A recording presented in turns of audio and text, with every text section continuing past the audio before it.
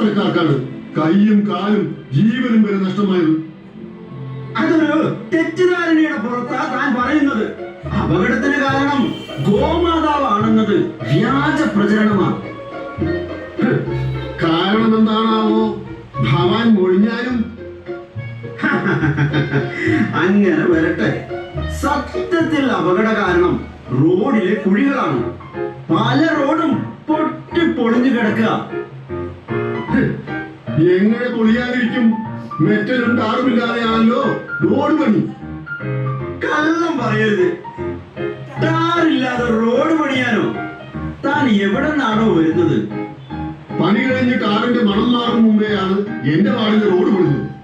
10 ലക്ഷം രൂപയുടെ റോഡ് പണിക്ക് 4 ലക്ഷം രൂപ കമ്മീഷൻ വാങ്ങി പോക്കറ്റിലിടുന്ന ഭരണാധികാരികൾ ഉള്ളിടത്തോളം കാലം റോഡിന്റെ അവസ്ഥയ്ക്ക് മാറ്റമുണ്ടാവില്ല.